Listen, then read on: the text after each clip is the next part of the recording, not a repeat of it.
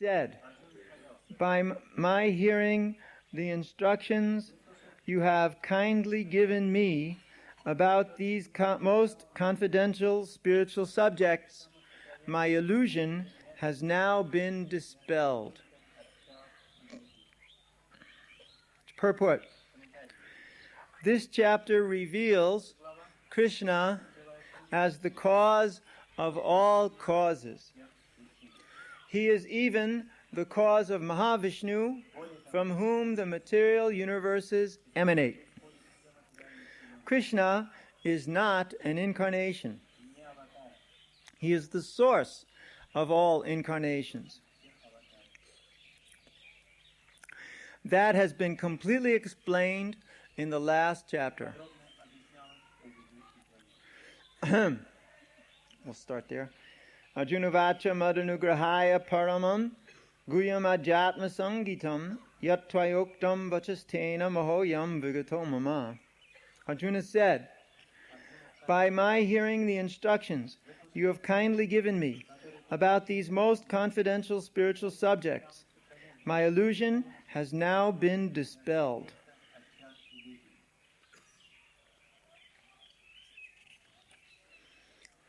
So Prabhupada starts off his purport by explaining that Krishna will be shown in this chapter to be the cause of all causes. Now, that will be done by way of the description of the universal form. This chapter is called the universal form. And the point of this chapter will be to explain or to show how Krishna is the cause of everything within this cosmic manifestation. And then when Krishna returns to his original form, we will understand he is the cause of all manifestations even beyond this cosmic manifestation. Now the universal form is very much related to this material universe. But we also know and will know that Krishna is also the source of the Mahavishnu. Vishnu or Mahan Saiha Yasya Kala Vishesho. This form, Mahavishnu, is also one portion of Krishna, the Supreme Personality of Godhead. Therefore, Krishna has said, Aham sarvasya prabhavo mata sarvam pavartate. Everything comes from me. I am the source of everything. Everything includes the material and spiritual worlds. Also, Lord Brahma begins Brahma Samhita by saying that Sarva Karna Karnam, Krishna is the cause of all causes. And that is what Prabhupada begins this purport by saying. If you want to understand Krishna, you must understand his position as being the cause of all causes. Because unless we understand Krishna fully, we cannot worship him with a fully dedicated heart and mind. That is why it is stated, Iti matva bhajante mam buddha bhava samanvita.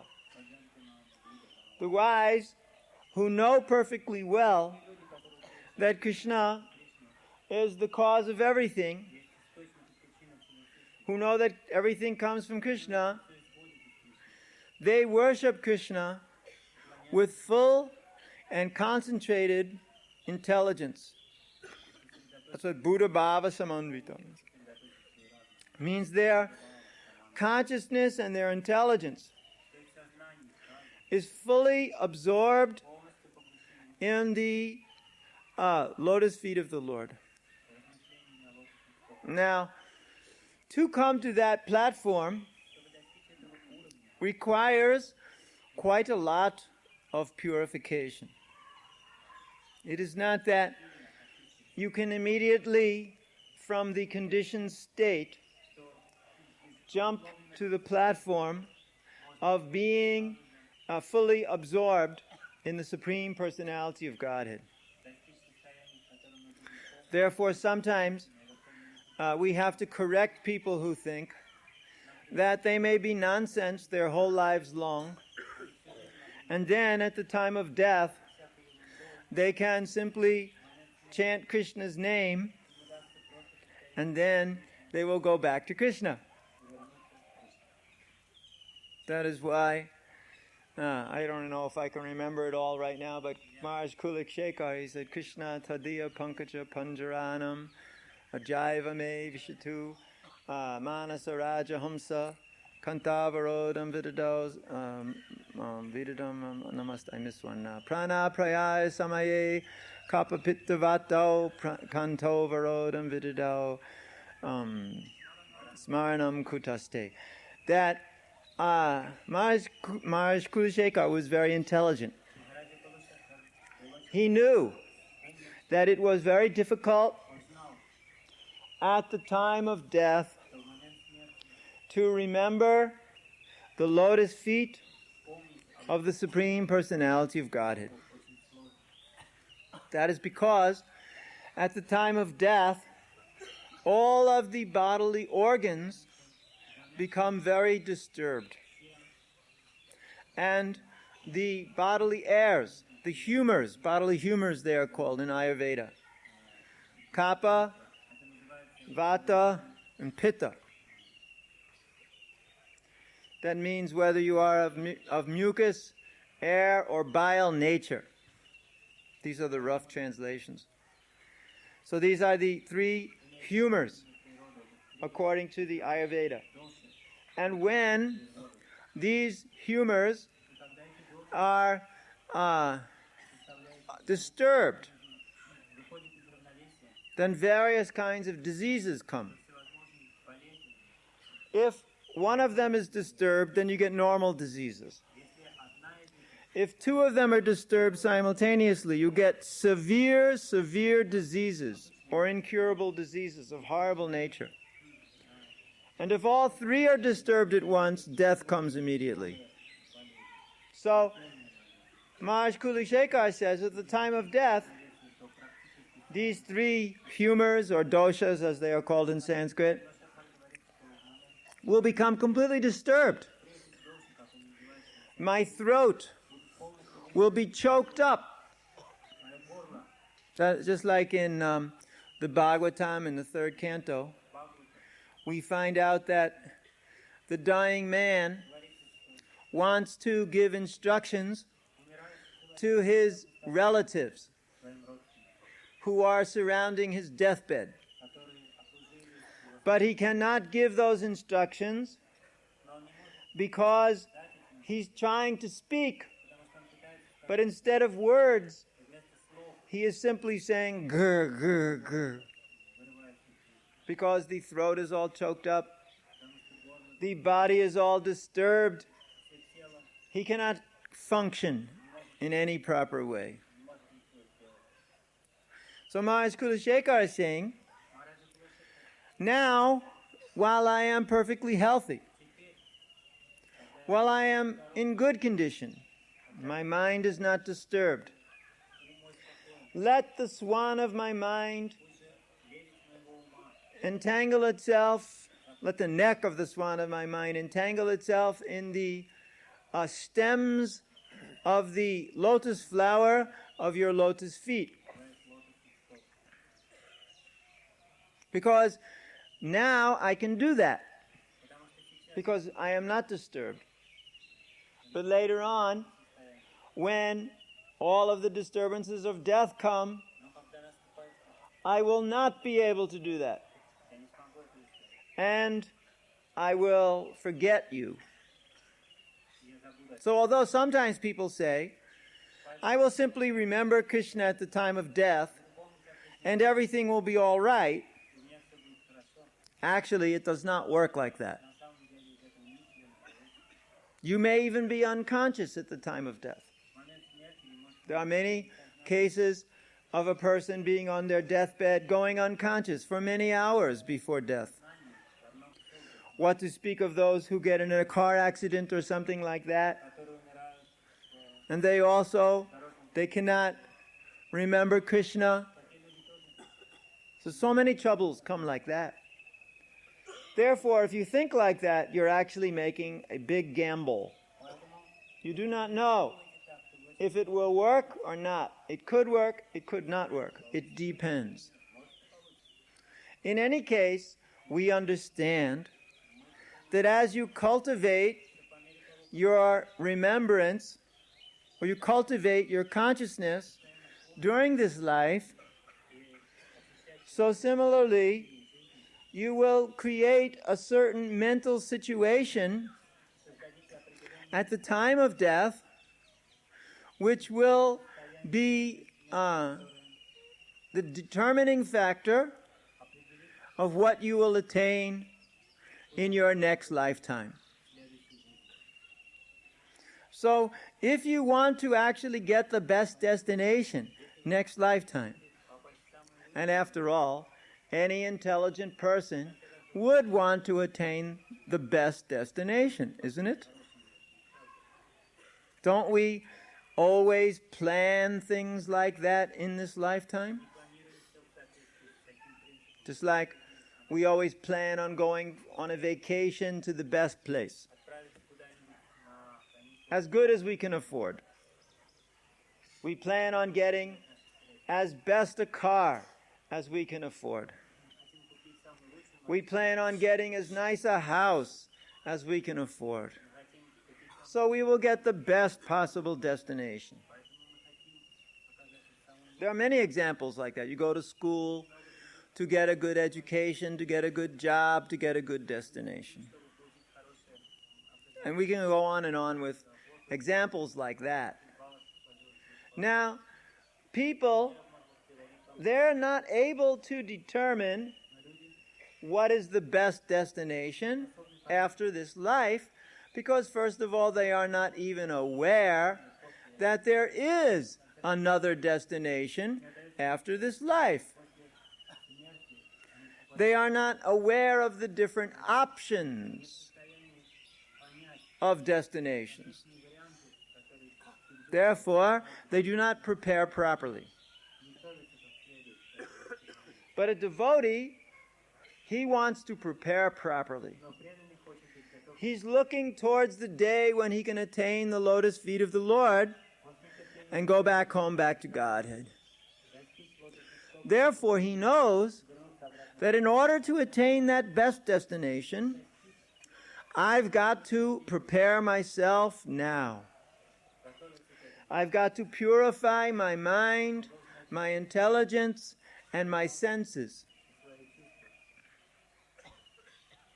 Just like Krishna explains in the 4th chapter, Vitaraga Bhayakroda Manmaya Mamupasaya Bhavo Jnana Tapasa Putam Adbhavam Agata.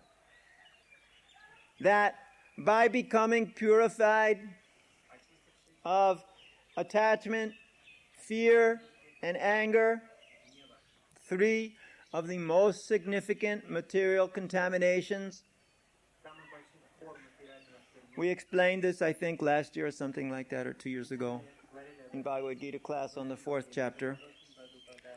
Many, many persons in the past have become purified by jnana tapasa, bahava jnana tapasa, many performing the process of austerity, sacrifices, devotional service, and developing or cultivating transcendental knowledge.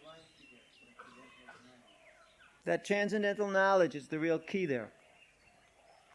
When you develop transcendental knowledge in the process of devotional service, and you are freed from attachments, fears, and angers,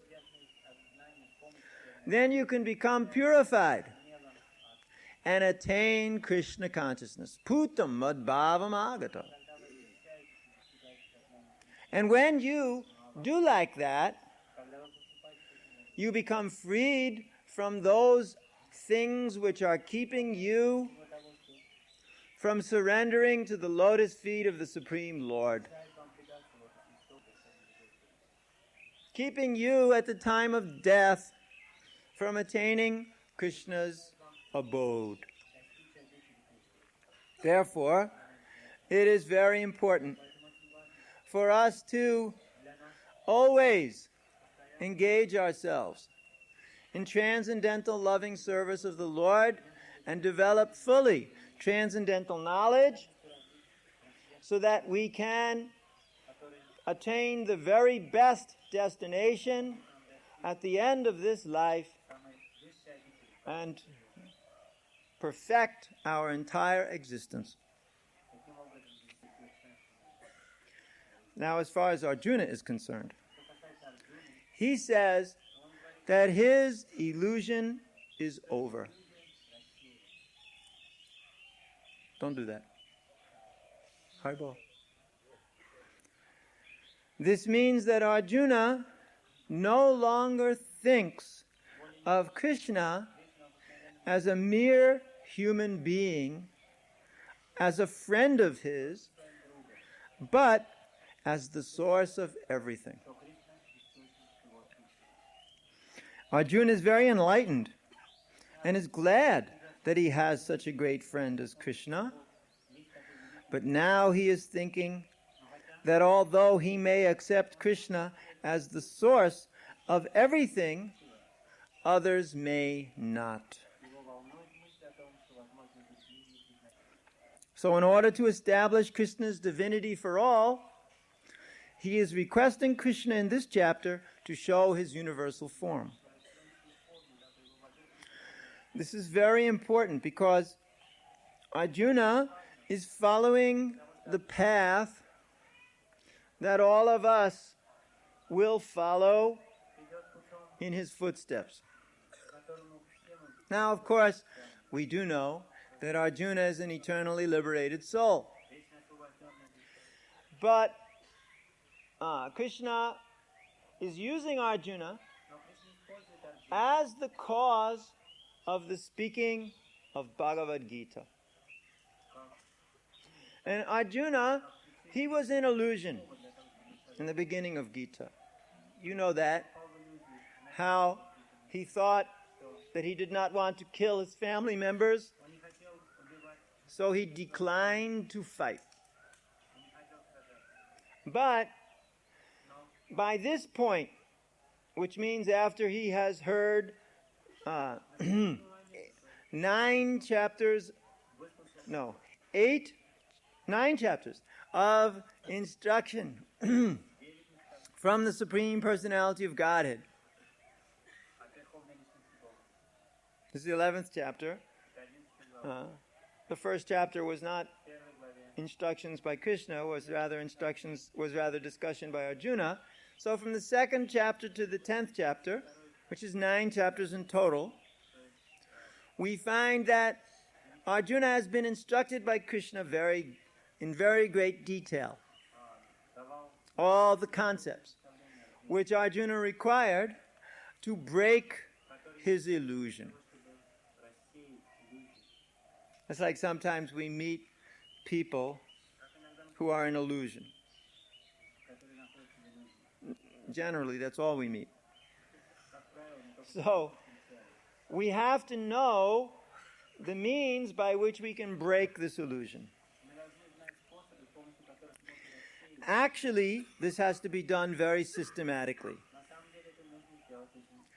Just like if somebody comes up to you and says, "Oh, I'm attached to this girl over here. I'm thinking of, I'm this body," and so on. And then you say, "Prabhu, you're in Maya. You got to get out of Maya. That's all that counts." Okay, that may be true, but it's not going to break his illusion, because it's not a systematic presentation which takes the person from the point at which he is in now and gradually brings him out of the illusion.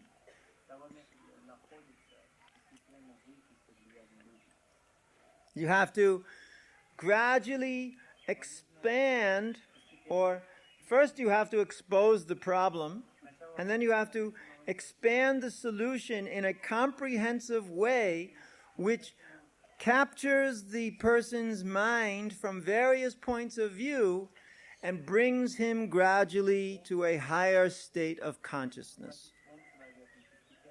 That is natural, the natural process for a preacher. The preacher has to take the student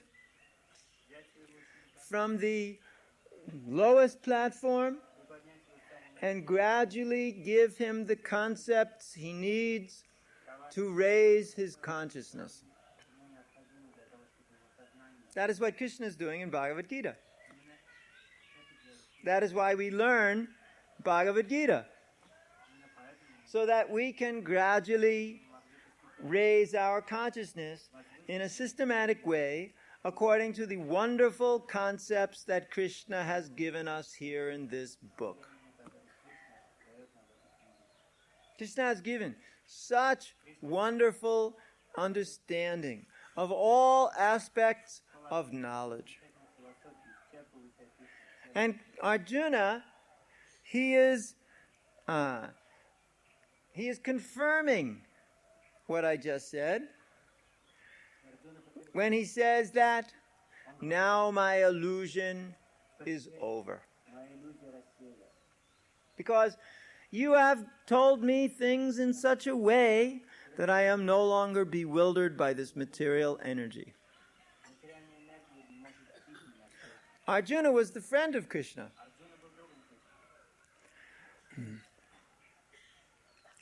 And in the beginning, in the very beginning, in the beginning of the first chapter, Arjuna was contaminated by the understanding that Krishna was an ordinary person. He didn't understand that Krishna, although driving his chariot, was the Supreme Personality of Godhead. He thought, Krishna's my friend. He's driving this chariot for me because we are friends. Now, very quickly, he gave up that understanding. He said, Shishaste hamsadimam tam papanam karpanya dosha pata.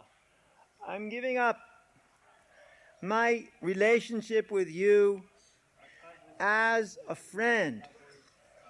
Not permanently, but temporarily, so that you can educate me. Now I am a disciple, a soul surrendered unto you. Please instruct me. Sometimes people, they like to deal with spiritual masters as friends. That's all right, because your spiritual master is your greatest friend. But more important than that is that he is your eternal master. And you should give up all this sentimental relationship, if there is any, and surrender unto him as a soul surrendered unto him completely, in order to get transcendental instructions so that you can become purified of your illusion. This is very important. Arjuna did it. Arjuna gave up his relationship of friend with Krishna temporarily and accepted Krishna as his spiritual master so that he could come out of the illusion he was in. And when he understood that his friend Krishna was the Supreme Personality of Godhead, the cause of all causes, the controller of everything, and the one who was ordering him to fight, Arjuna gave up his illusion and was situated in knowledge and thus followed the order of Krishna and fought.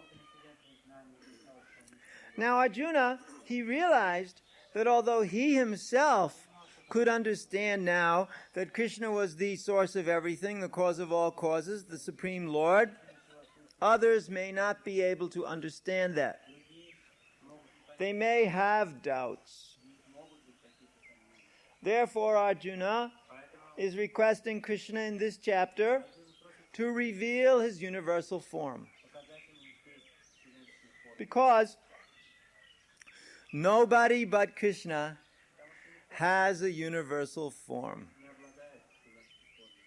Only the Supreme Personality of Godhead can show the universal form. That's why sometimes when we chastise the miscreant Mayavadis who declare themselves God, we ask them, can you show your universal form? Usually they cannot. Sometimes they say, I can, but you cannot see it. You are not qualified. Then we say, if you are God, you can give me the eyes to see, even if I am not qualified.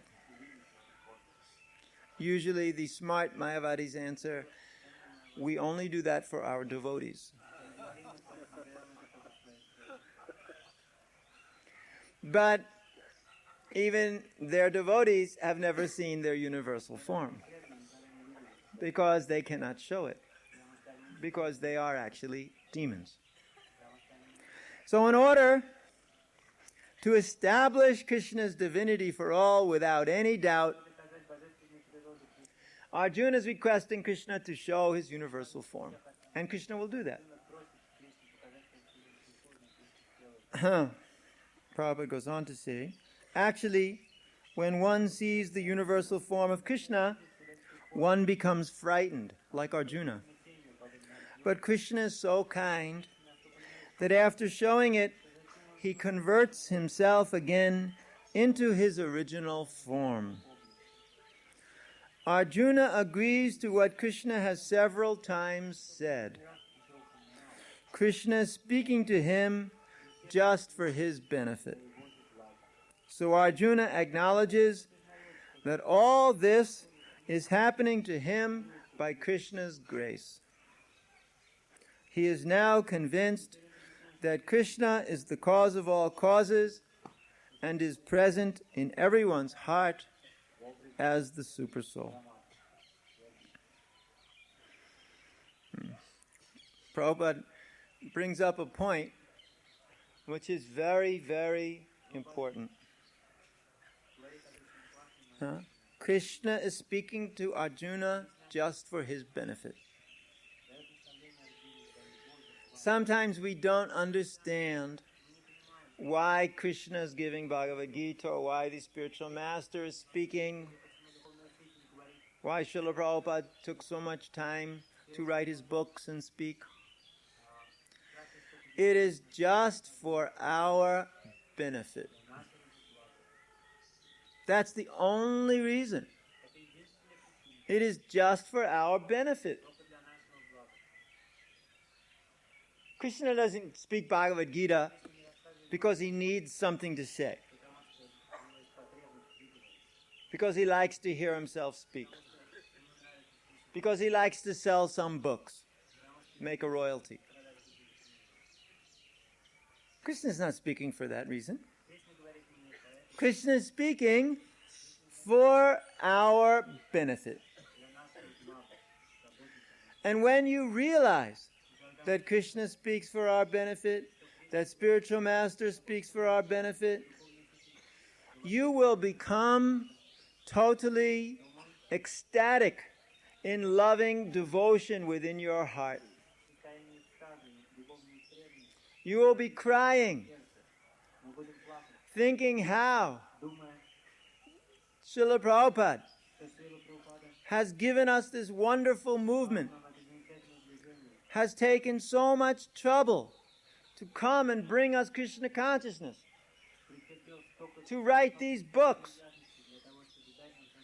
just so that we can become happy in spiritual life. When you actually realize that, you will cry tears of love, thankfulness. You will say, "Thank you, Prabhupada. Thank you, Krishna. Thank you, Guru Maharaj.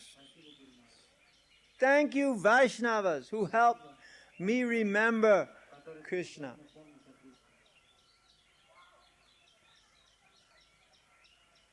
Then you will be very, very happy.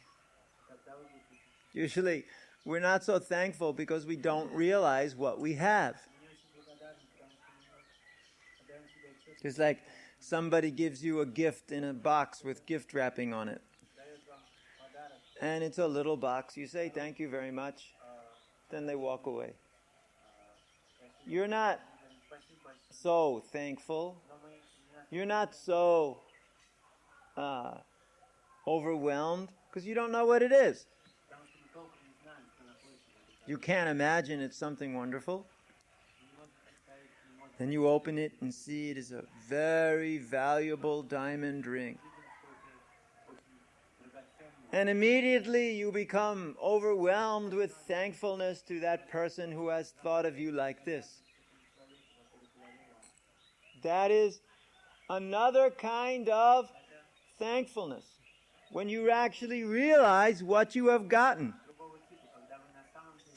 Even the example of the diamond ring. You may pick out the ring and you may think it is an artificial stone. You know, some quartz or cut glass. And you won't appreciate it. But one day if you bring it to the jeweler and he looks at this and says, "Oh, this ring is worth $30,000. And you will go, "Oh, I didn't know. It was so valuable. I had it all along. I didn't understand." Similarly, Krishna consciousness is like that. You get the process of Krishna consciousness. It is very wonderful. You don't realize it. You don't know the value. One day, you're chanting Hare Krishna, and it hits you what it is that you have. This most incredible gift of love of God. And then you realize it. And then you become overwhelmed with thankfulness. Thank you, Krishna. So that happens when you realize the actual value of what you've got. It is not an ordinary realization. It requires some knowledge. So Arjuna, he's acknowledging that all these wonderful realizations are coming to him by Krishna's grace. And thus, he is convinced of the beautiful mercy of the Supreme Personality of Godhead. And thus, he is feeling great satisfaction within and great happiness to be Krishna's friend, associate, and devotee. And he is just going to increase his service to Krishna as a reciprocation for that gift of love. It's like someone does something wonderful to you, you want to do something wonderful for them. When you realize how wonderful Krishna's mercy is, you just become absorbed in serving him day and night without any other consideration. That is Krishna consciousness. Hare Krishna.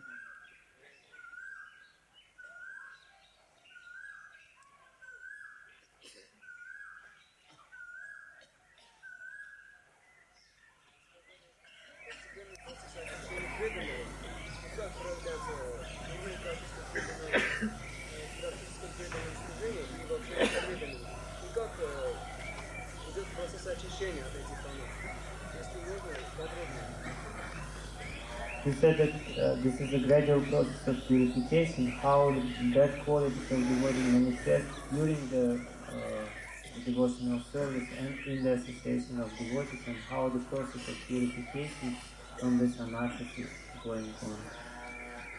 How it happens, how it manifests.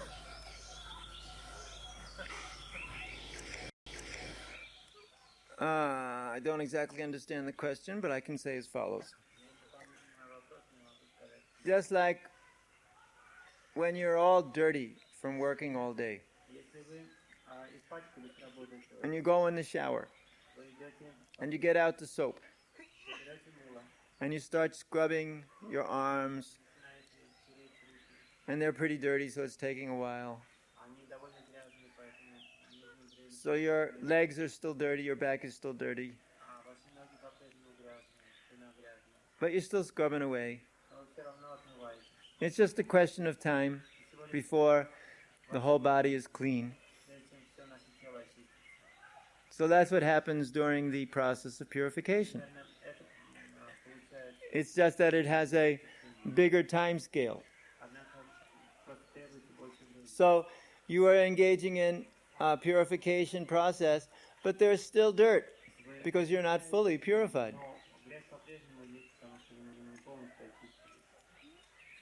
But that will go away.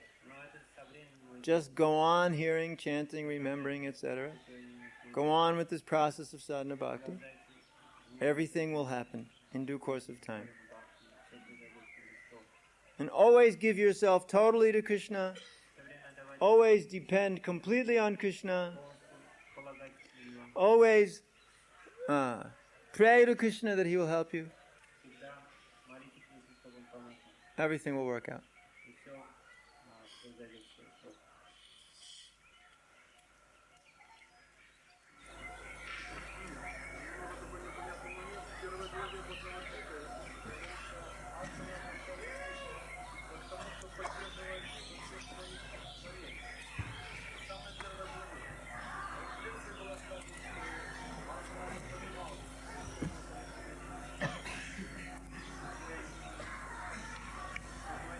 В первой главе говорится, что он обращается к нему как к тому, кто поддерживает все живые существа. А в лекции было сказано, что он как обычного человека.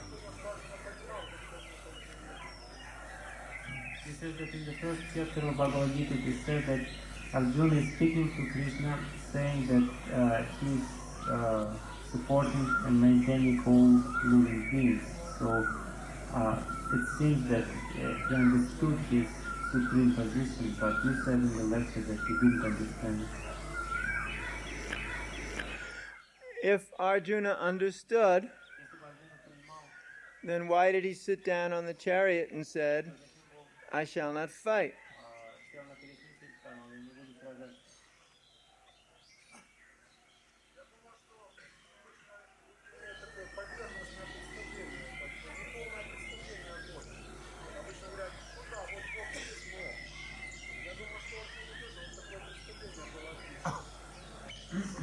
So that usually people have some superficial understanding about God. Many people agree, yes, there is some God.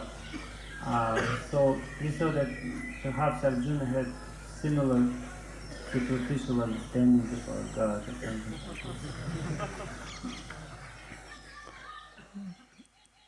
That's called illusion. So that's what I said. He was an illusion.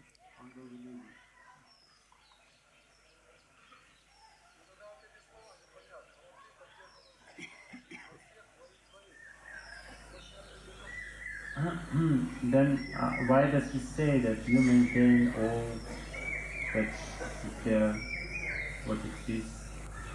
He may know that. He knows that. Of course he knows that. But he fell into illusion.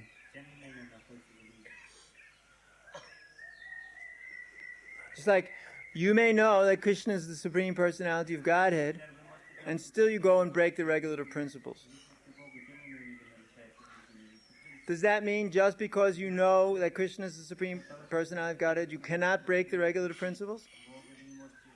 And if you do break the regulative principles, does that mean you're not an illusion? Or in other words, in case you got lost, you can think that Krishna is the Supreme Personality of Godhead and still be an illusion. Иначе говоря, вы можете знать, что Кришна является Верховной Личностью Бога, все равно Кришна есть.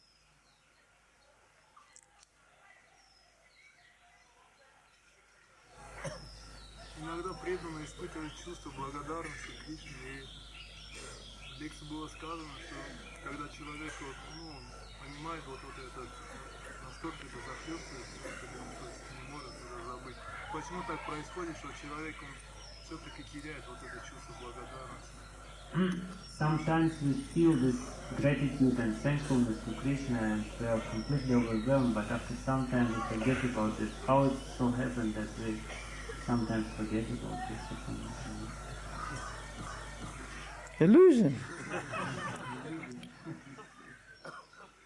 You fall into illusion again. Sometimes you come out of that illusion for a short while, for a short moment of illumination. You feel that blissfulness, you feel that ecstasy, and then it falls away, and you lose it again. But you have to keep on going, and gradually that feeling will come closer and closer again and stay with you all the time. That's steady ecstasy. You may taste perfection. Krishna sometimes allows you to taste perfection, just so that you can be encouraged, so that you can go on. But to taste it all the time, you have to get to the steady platform of ecstasy, and that takes a long time.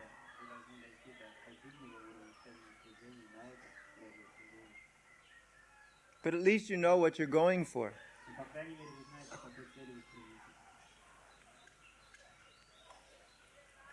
would you say to somebody who said, well, I know Krishna, I understand that Krishna is God, but ISKCON is so full of problems and so many difficulties, it's much more easier to just go and sit down somewhere by Radha Kund and chant Hare Krishna. Prabhupada answered that in the 4th canto. He said anyone who thinks he can become Krishna conscious outside of this Krishna consciousness movement is living in illusion.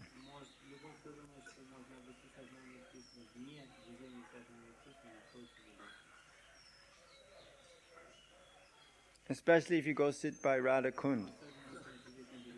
You will be influenced by various Babajis who are quite dangerous people.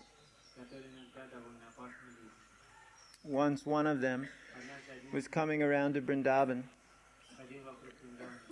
and was gradually trying to pick off various of Prabhupada's disciples and bring them to Radhakund. So I told Prabhupada that this person was there. And then he said, oh, he is trying to steal my disciples for his program, because he cannot preach.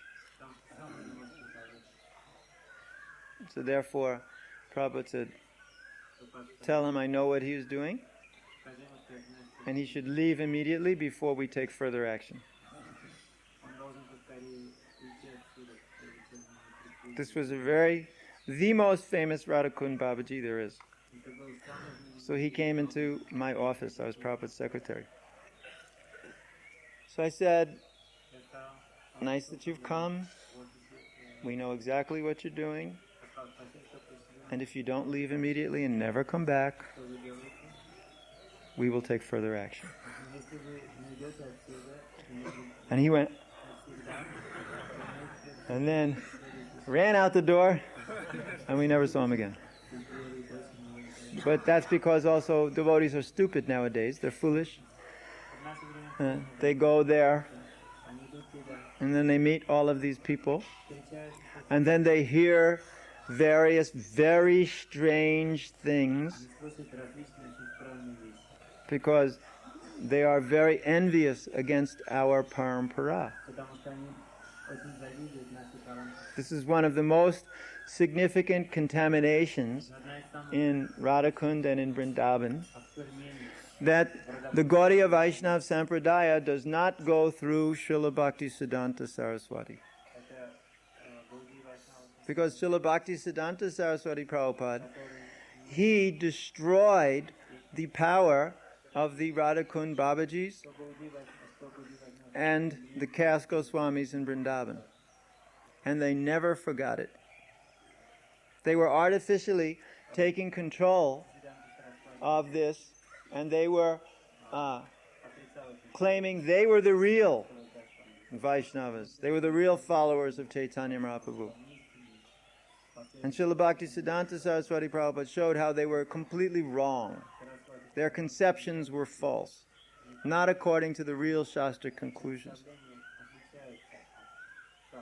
Since then, although they were totally defeated, they couldn't tolerate it.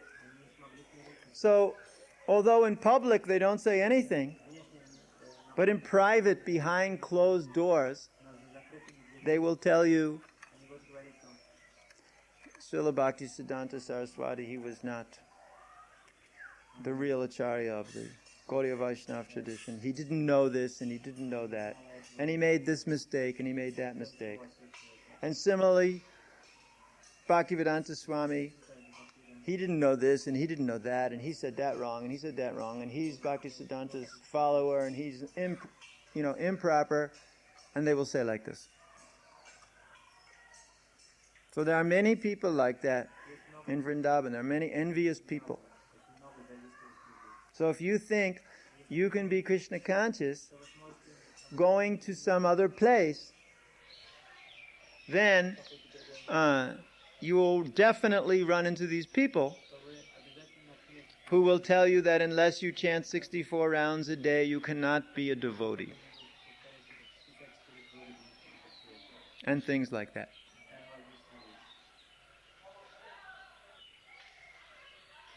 So therefore, stick to the Krishna conscious process, stick to the devotees.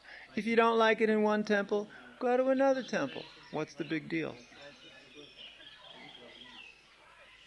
Find a place where you can be happy, engage yourself in service in the association of devotees, and advance. And one day you become the president and clean things up.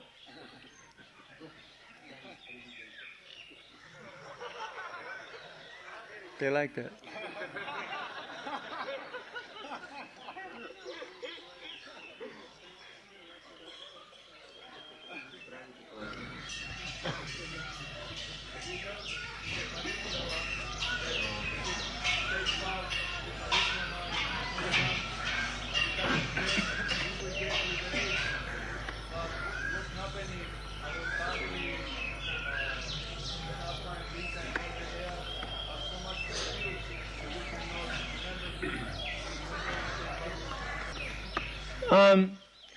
The point is that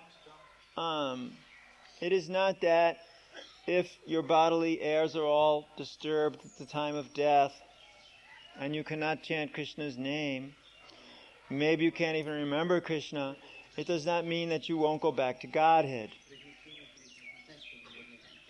The Krishna does not forget you at the time of death.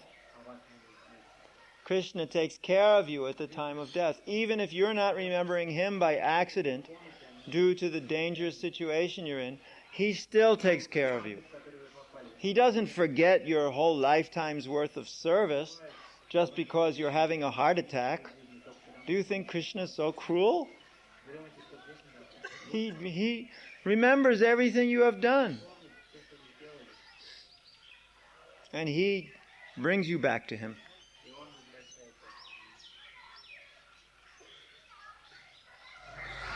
God many different things about organ, not one that is bona fide. Gaudiya Math, is it bona fide or not? Gaudiya Math is bona fide. But we do not like to associate with them because they cause us a lot of trouble. Just like, for instance, I'll give you an example. I don't know if you know this, but under no circumstances would one of our ISKCON sannyasis or gurus be allowed to speak in a Gaudiya Math. Under no circumstances, because they know exactly what will happen. Some of their devotees will become attracted, and they will lose a man. But we have allowed them, out of friendliness and kindness and everything, to lecture in our centers, and they take advantage of it. The very thing they would never allow us to do, they do, and they steal so many men. And what do? Well, they go back to their own maths and they criticize ISKCON. They say in ISKCON you're this, ISKCON you're that. Your Prabhupada said this, your Prabhupada said that. They don't call him that. They call him, your Swami Maharaj said this, your Swami Maharaj said that. How could he say this? One famous Gaudiya Math sannyasi says, where your Swami Maharaj got the idea that there should be no illicit sex in Grihastha ashram, sex only for procreation of children. Where did he get this idea? It is not in any shastra. Where did he get this idea, no tea or coffee? Because in their math they drink tea and coffee. You think Gaudiya Math is so much better than ISKCON sometimes. They're so much stricter and together and this and that. First of all, they hardly have a morning program. Second of all, they generally chant 4 rounds a day. You can be initiated with 4 rounds a day. They don't even come to 16 rounds a day. They allow a sex life in marriage. They allow tea and coffee. They're not stricter than we are. Prabhupada was stricter than they were. And they're criticizing Prabhupada. Sometimes they criticize him. They say, why is he letting women in the ashrams? They criticized how Prabhupada let women in the ashrams and everything. And then, when Western women come to become their disciples, all of a sudden their rule changes.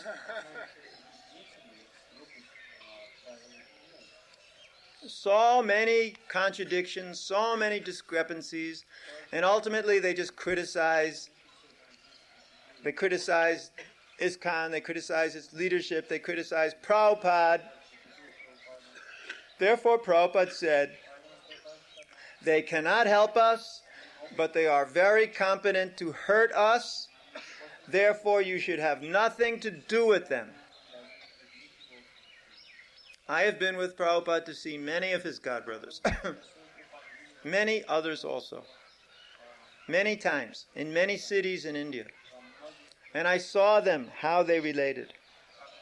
I saw they had no understanding whatsoever of who Prabhupada was. I saw one of the biggest of the Gaudiya Math, he's no longer with us, come to visit Prabhupada in Vrindavan. Prabhupada very nicely served, took care of him and everything. Actually, this one was one who Prabhupada had some respect for because at least he was preaching. He had done some good preaching in India. So, he's talking to Prabhupada, and then Prabhupada said, bring my books. So, at this time because I could see that this person was very envious of Prabhupada, so I started fanning Prabhupada with the chamra. And Prabhupada was very pleased that I was doing that. So, Prabhupada said, bring my books. So, I don't remember who it was at the time, servant, brought Prabhupada's books, and he said, put them on this table. It was a huge stack of books. And Prabhupada explained to him, these are his books in English. And this godbrother didn't even look at the books. He wouldn't even say, oh, how very nice. Nothing. Then Prabhupada explained to him about what he was doing around the world. No response. Then Prabhupada took him into the temple, which was just completed. And Prabhupada said, "What do you think of this temple?"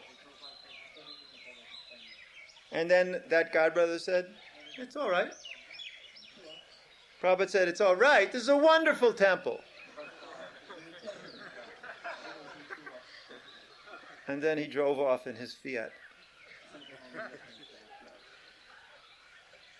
I had many experiences like that. So now when I hear this, I can still not understand what's the bona fide. Huh? Now when I hear all this, I can still not understand what's the bona fide about. Bona fide, they're following in the line of Srila Bhaktisiddhanta. They chant Hare Krishna, they eat prasadam, they worship the deity. That's okay. They're devotees. They're pure devotees. It's just that they'll be devotees over there and we'll be devotees over here. And everything fine. Maharaj, if the time changed, Huh? if the time changed now, it's 20 years later, we don't change our attitude about them. Maybe they recognize that they make some mistakes and they would like to... Yeah, right. It's worse now than it was 20 years ago. Much worse. We in ISKCON, we made all kinds of attempts to bring people here, to communicate, to cooperate. Prabhupada made Bhaktivedanta Swami Charity Trust. We gave money to people all over the place. And in each case, it was the same thing. You attract some Westerners, you make them your disciples, you first of all glorify their spiritual master. This is the technique. You attract somebody by glorifying his spiritual master. And you tell how nice his spiritual master is. And pretty soon, the person you're telling this to starts thinking that you are wonderful. Because you really understand and appreciate my spiritual master. And then gradually you start seeing that person as your spiritual master. And then, when that person has you captured, he starts his propaganda that actually your spiritual master doesn't know this. Actually, although he was a very great person, why did he do that? I don't understand. What could it be? And he did that. You get the point? And gradually you start thinking, yeah, he's not so great, he doesn't know what he's doing, and he made so many mistakes, and better I go to this person, he will take care of me. It's across the boards technique. So when you're dealing with people like that, you shouldn't be a fool. You should see it clearly. You should never have anything to do with people like that. But you don't know who will do that, who will not do that. And we're telling you with our great experience. We have tons of experience. Because someone is afraid to commit some offenses against these people. That's right. That's what they do. They always make it such that you can't call them for what they're doing because it's an offense. They're making all kinds of offenses. But you can't say anything because they are very great and it's an offense. You see? You're trapped.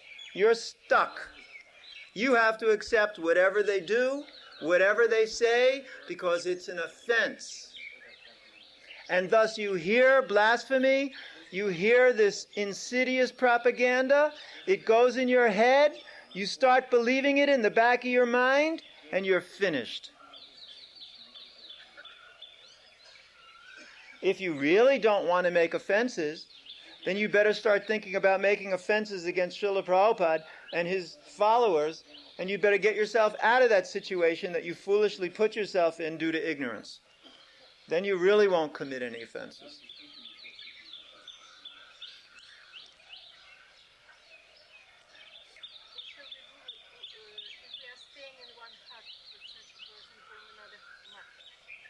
You're staying in a hut with a person? How is that? From where?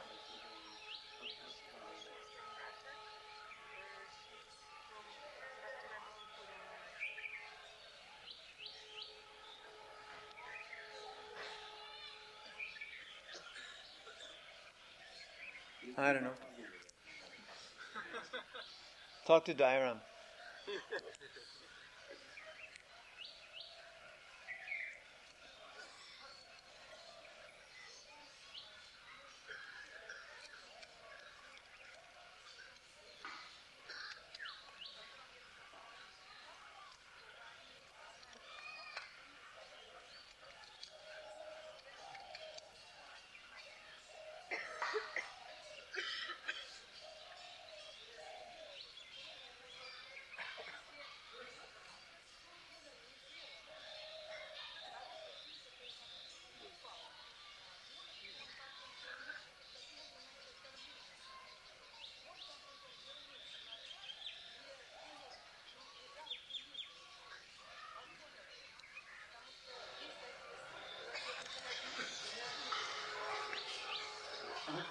Two questions. Once we lived in Vrindavan and some devotees say that Srila Prabhupada, before his departure, gave an instruction to some of his disciples to take Narayan Maharaj as a guru. Totally bogus. Totally bogus. No one heard it. It's not recorded. It's not written. No one heard it. It's propaganda. This is another trick. I am a great friend of your Guru Maharaj. He is my Shiksha Guru. Now, I was with Prabhupada for 6 years. Never once did I even hear about Narayan Maharaj. 6 years, out of which maybe 1.5 of them were in Vrindavan. He never came to see Prabhupada. Prabhupada never talked about him. He never talked about Prabhupada. In the last days, he came to see Prabhupada. Fine, that's fine. Prabhupada engaged him in doing the Samadhi ceremony because he did it for his Guru Maharaj. He knew how to do it. Nobody else knew. So Prabhupada said, learn from him how to do the Samadhi ceremony. That's what Prabhupada said. Not that he should be the guru of anybody in this movement. This is how they pervert things, to trick you. And if he is so-called Shiksha, disciple of Prabhupada, why doesn't he teach what Prabhupada teaches? Why does he change things that Prabhupada said? Why does he criticize things that Prabhupada said? Why does he reinitiate already initiated devotees? Do you know what kind of an aparad that is? If I initiate somebody else's disciple, you know what I'm saying? I am saying that that guru that you accepted is not bona fide. He is fallen, and therefore I am reinitiating you to connect you with the Sampradaya. Of course they will say, oh, we never reinitiated anybody. But I know one of my disciples that got reinitiated.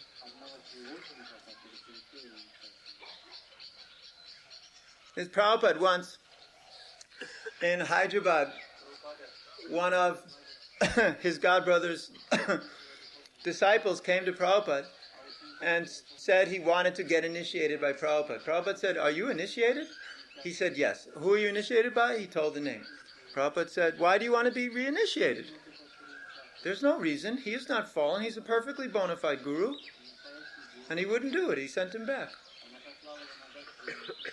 It's etiquette.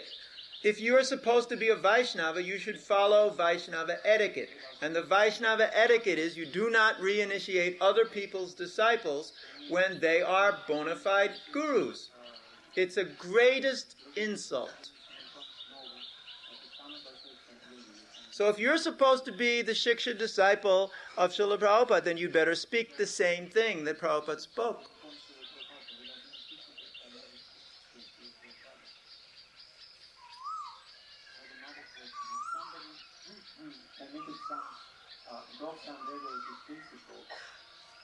Can he come back to Krishna consciousness without begging forgiveness from his master?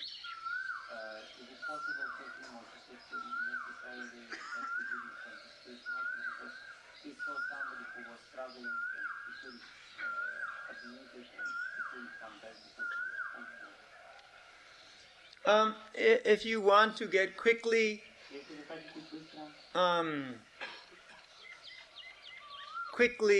engaged back in service again, you want to become quickly established again in devotional service, then it is very good to beg your spiritual master for forgiveness. But even if you don't, spiritual master will know that you're just weak. He will not be upset with that. And he will engage you in service. And you can go on. There's no restriction. It is not absolutely required that you have to beg forgiveness. But you do have to be repentant in the heart.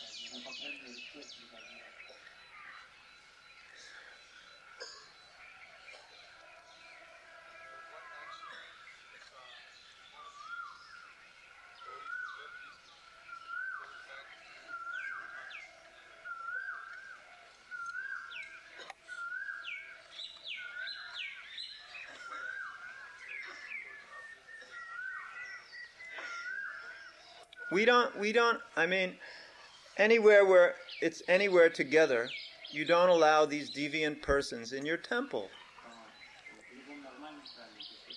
They come in and say, we are Vaishnavas, you should let us in, you should be a Vaishnava, you should not discriminate. And then they come in your temple and they start, telling everybody all their things, talking their philosophy, and ultimately taking your people out of the temple. And if you're so stupid that you can't see that, then you deserve whatever you get. But at least in my zone, we don't allow these nonsenses in our temples. They can go on, preach whatever they want to, anywhere they want. We don't care. It's a big world. They can go out there and do whatever they want to do. We're not going to stop them. But they're not going to do it in our temples. Because that's the only way they can get people. They can't preach. They can only go to ISKCON and like parasites take ISKCON people. They go to ISKCON congregations, do cheap initiations. Typical initiation. Do you want to follow the regulative principles? Yeah, maybe I'll try. Do you promise from now on to chant 4 rounds a day? Well, I guess so. Okay, here's your name. No standards. Hundreds and hundreds of people. No standards. Just initiate them, one after another, one after another. Okay, they can do that. I don't care. They're going to have to suffer the reactions when these people don't follow. It's not my problem. But not in our temples. Our temples are meant for followers of Prabhupada, not for others. So we should be very strict. Maharaj, it's happened in Venezuela with Barinarayana Prabhu temple. Once he was initiation and the photographer, when he came, he just was contracted to take photos, and finally they asked him, would you like to be initiated for him? Now it's the opportunity. He don't know anything about Krishna consciousness. He gave him Harinam initiation. It's happening in Venezuela all the time. They also have a different philosophy. They think Harinam is not initiation. They don't consider it. So they'll give the photographer, like in Venezuela. A karmi came to take some pictures. You want to be initiated? Fine, here's some beads. They also think that the guru does not take reactions for the disciples. And when we've told that, but this is the instruction we've received from Prabhupada, Srila Bhaktisiddhanta, it's in the Shastras. They said, we can't figure out where your Prabhupada got this from. The Guru does not accept reactions of the disciple. Therefore, they initiate photographers, they initiate anybody, anywhere, for any reason. All you have to do is just begin to think that you might possibly follow the four regular principles. Here are your beads, here's your name. You're Krishna Das.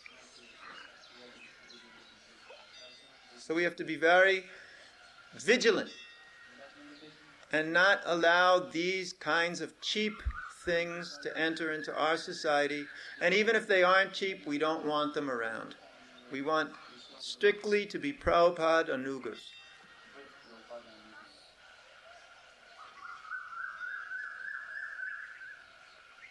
Okay, we made enough trouble.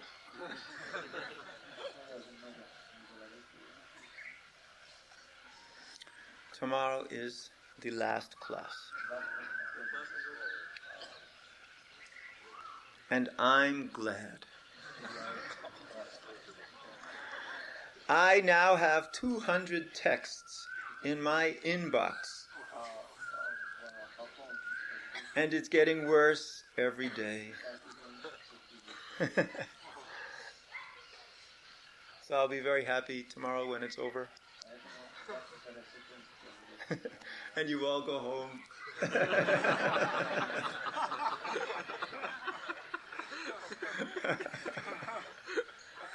Haribol.